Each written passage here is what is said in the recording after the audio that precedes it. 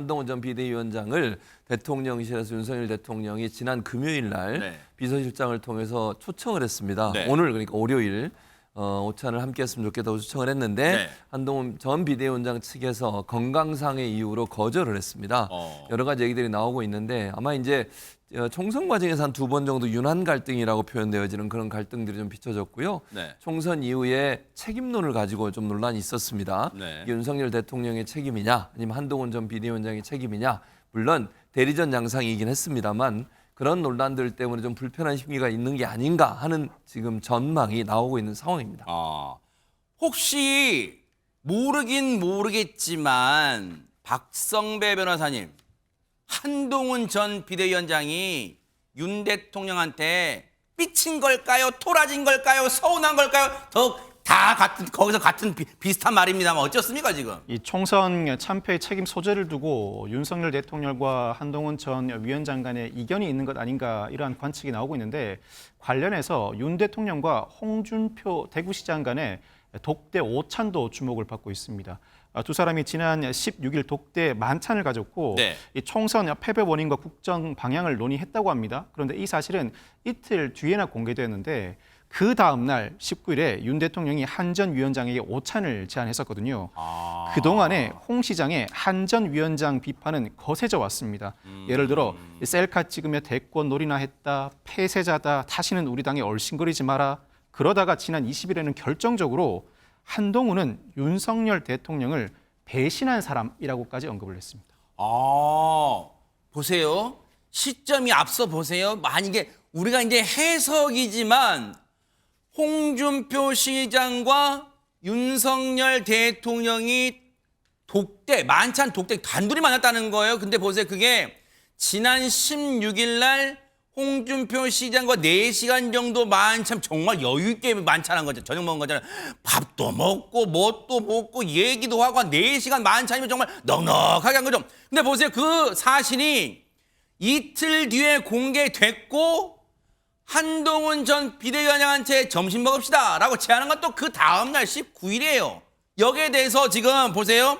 한동훈 전 비대위원장하고 비대위에서 같이 일했던 김경률 전 비대위원은 이렇게 얘기를 하고 있습니다. 한번 들어보시고 이어가 보도록 하겠습니다.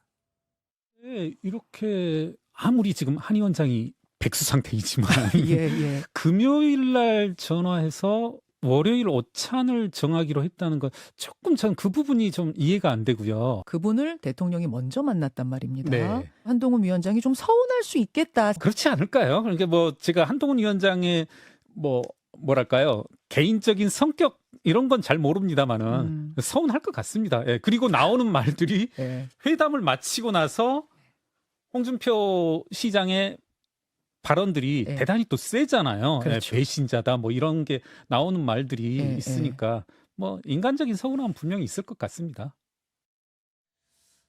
지금 한동훈 전 비대위원장과 같이 호흡을 맞춰왔다고 언론들이 평가하는 김경률 회계사, 즉 김경률 전 비대위원의 얘기로는 서운하지 않았을까요? 그리고 그 공교롭게도 홍준표 시장이 대통령과 독대 만찬한 이후에 굉장히 한동훈 전 위원장을 향한 발언도 거세졌잖아요. 이렇게 까마귀 날자 배 떨어진 격으로 얘기하고 있습니다. 허준 변호사님. 그러니까요. 사실 한동훈 위원장이 총선의 승리를 위해서 굉장히 열심히 노력해왔는데 그 이후에 윤석열 대통령이 한동훈 위원장을 먼저 독대를 해서 긴히 이야기를 나누는 것이 아니라 홍준표 시장을 독대를 먼저 하고 그리고 비대위원들과 만남 자리에서 다 같이 만나는 자리에 이렇게 초대를 약간 형식적으로 한다는 느낌을 한동훈 위원장으로서는 받을 수도 있는 상황이죠. 그리고 홍준표 시장이 연일 이 한동훈 전 위원장을 두고 네. 배신이다. 윤석열 대통령도 배신한 사람인데 이렇게 얘기를 하고 있잖아요.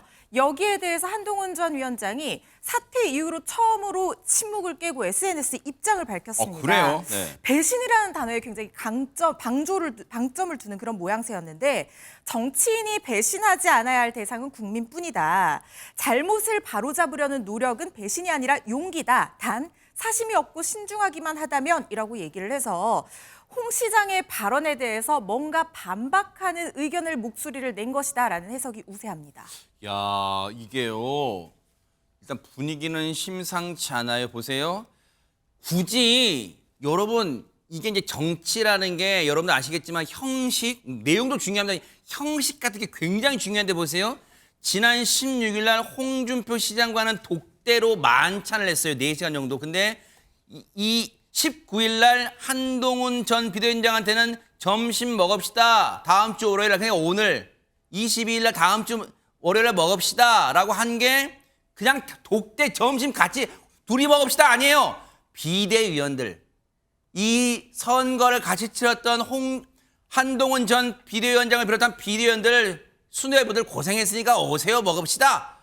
뭔가 형식도 다르잖아요. 뭔가 홍준표 시장은 단둘이 먹고 한동훈 전 비대위원장은 묶음으로 먹고 지금 뭔가 좀 그런 거 아니에요 지금? 지금 홍 시장의 경우에는 총선 직후부터 연일 어떻게 보면 인신공격성이다라고 생각될 정도의 심한 발언들을 한동훈 비대위원장 이미 떠난 분 아닙니까? 그 뒤에다 대고 계속 했단 말이죠.